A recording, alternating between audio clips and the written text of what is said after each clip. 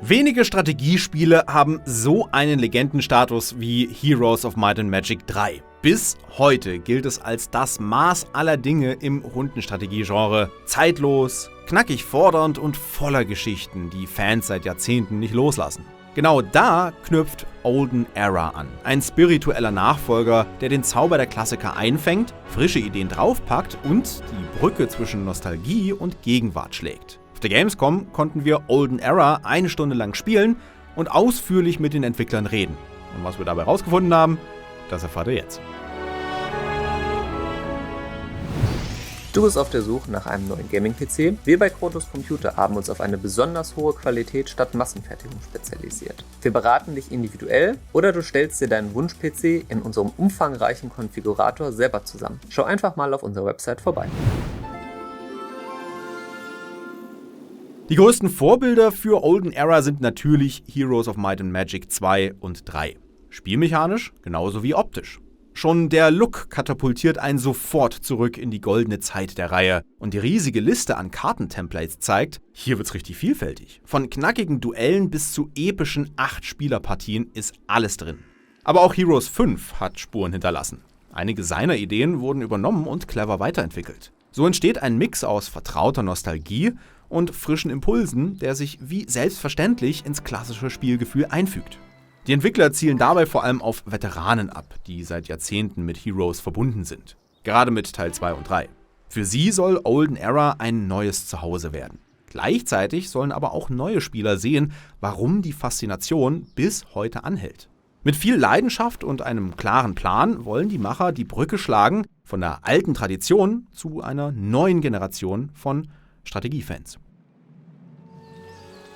Bei der Ankündigung von Olden Era wurde der Grafikstil erstmal skeptisch beäugt. Sehr bunt, große, klare Menüs, fast schon mit Mobile-Game-Vibes. Genau das war aber gewollt. Die Entwickler haben sich bewusst gegen einen hyperrealistischen Look entschieden und orientierten sich stärker an den frühen Serienteilen. Nicht nur aus Nostalgie, sondern vor allem, weil es spielerisch Sinn ergibt. Gerade in einem Strategiespiel muss sofort erkennbar sein, wo Städte, Einheiten und Ressourcen liegen. Realistische Optik kann zwar beeindruckend sein, aber eben auch die Übersicht killen. Deshalb experimentierte das Team mit mehreren Prototypen und landete schließlich bei einem stilisierten und ihrer Meinung nach zeitlosen Look. Ganz im Geist von Heroes 2 und 3, die selbst Jahrzehnte später noch erstaunlich frisch wirken.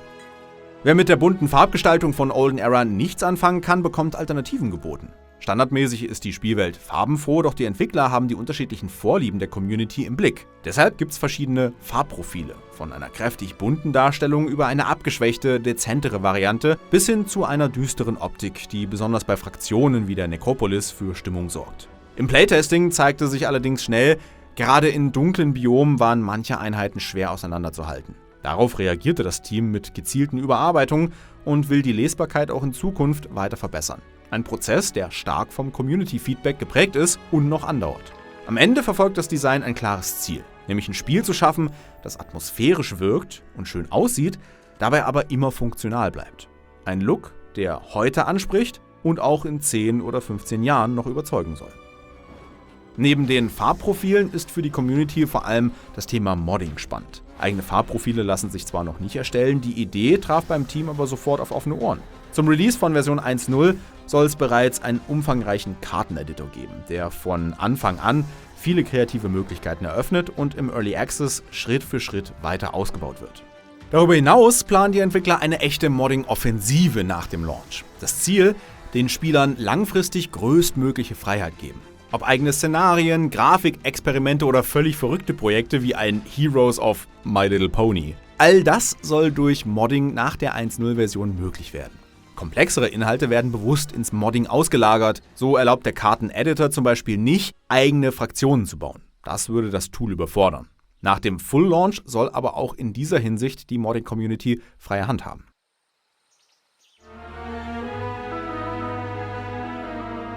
Schon zum Early Access Start wird Olden Era ordentlich spielerische Tiefe mitbringen. Erst kürzlich wurde mit den okkulten Schism die letzte Fraktion vor dem Launch vorgestellt. Ihr Auftritt ist unverkennbar von Cthulhu inspiriert. Tentakel, Eis, schleimige Kreaturen und fanatische Kultisten prägen das Bild. Dazu Magieangriffe, die die Fraktion besonders düster wirken lassen.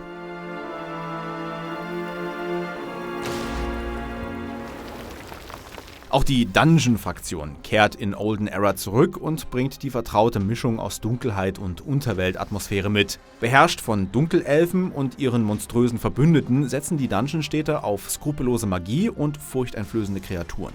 Klassische Einheiten wie Troglodyten, Medusen, Minotauren und Hydras bilden das Rückgrat der Armee, ergänzt durch mächtige Drachen.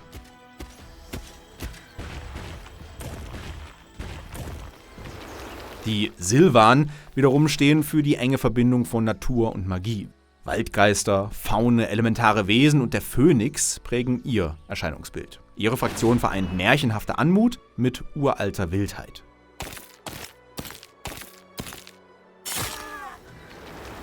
Die Nekropolis bringt wie gewohnt die Macht der Untoten ins Spiel. Skelette, Untote und Vampire bilden ihre Armeen. Mit endlosen Horden und dunkler Magie setzt die Nekropolis auf Zermürbung und stetiges Wachstum. Eine der unerbittlichsten Bedrohungen auf dem Schlachtfeld.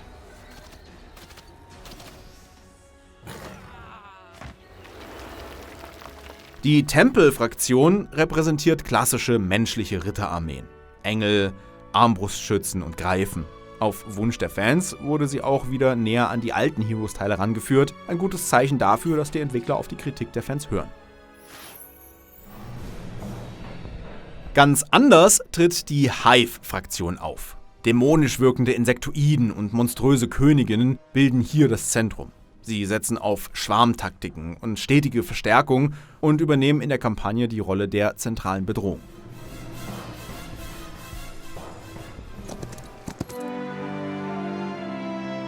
Im Endgame will Olden Era den Spielern größtmögliche Freiheit bieten, mit vielen verschiedenen Wegen zum Erfolg. Schon in der Early Access Version warten 6 Fraktionen und 18 Skirmish-Helden, alle mit eigenen Fähigkeiten und Spezialisierungen.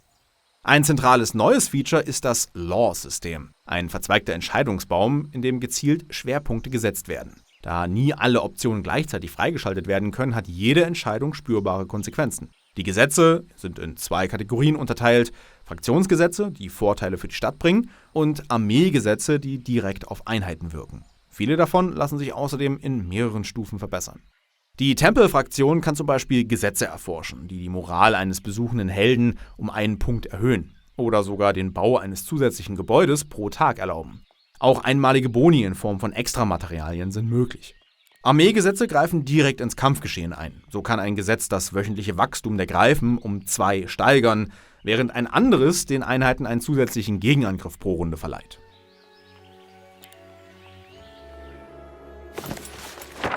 Magie ist seit jeher einer der wichtigsten Pfeiler in Heroes of Might and Magic. Oft reicht ein einziger Spruch, um eine ganze Schlacht zu drehen. In Heroes 3 war die Auswahl der Zauber in der Magiergilde allerdings zufallsbasiert. Je nach Stadt gab es unterschiedliche Wahrscheinlichkeiten, bestimmte Schlüsselzauber zu bekommen, was manchmal dazu führte, dass man entscheidende Sprüche gar nicht erhielt und damit klar im Nachteil war. Genau an diesem Punkt setzt Olden Era an. Wird eine Magiergilde gebaut, gibt es zwar weiterhin eine kleine Grundauswahl an Sprüchen, doch alle weiteren lassen sich gezielt gegen Ressourcen freischalten. Mit jedem Upgrade der Gilde öffnet sich außerdem ein zusätzlicher Zauberbaum. Pro Stufe gibt es außerdem neutrale Magie, die nicht im Kampf, sondern auf der Abenteuerkarte wirkt. Etwa Stadtportale oder die Fähigkeit zu fliegen. Neu ist auch, dass Zauber aufgewertet werden können. Mit jeder Stufe verändert sich ihre Wirkung. Manche werden schlicht stärker, andere bekommen völlig neue Effekte.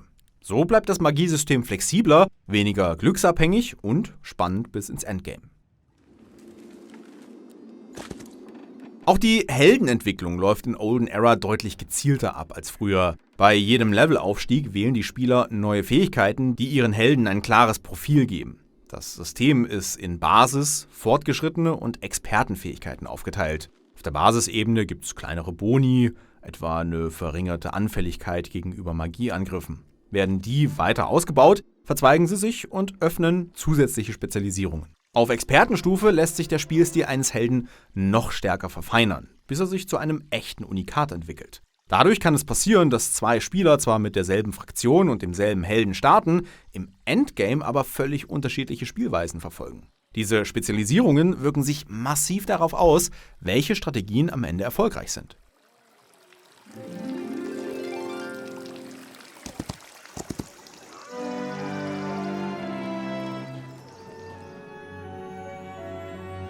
Am Anfang sieht das alles nach ziemlich viel aus, doch die Entwickler haben dafür gesorgt, dass sich Olden Era trotzdem deutlich leichter bedienen lässt als seine Vorgänger. Viele Abläufe gehen schneller und intuitiver von der Hand. Mit nur einem Klick lässt sich etwa die komplette Armee einer Stadt rekrutieren. Natürlich nur, wenn es Gold reicht. Auch Begegnungen zwischen Helden sind gestrafft. Einheiten können mit einem Knopfdruck vom Versorgungshelden zum Haupthelden verschoben werden, nur die schwächste Truppe bleibt als Alibi zurück. Genauso unkompliziert funktioniert auch der Artefakthandel. Neben dem geringeren Klickaufwand sorgt das Interface für eine bessere Übersicht. Da jede Einheit in Olden Era über eine aktive Fähigkeit verfügt, blendet das Spiel im Kampf deutlich mehr Informationen ein. So behalten die Spieler auch bei wachsender Komplexität jederzeit die volle Kontrolle.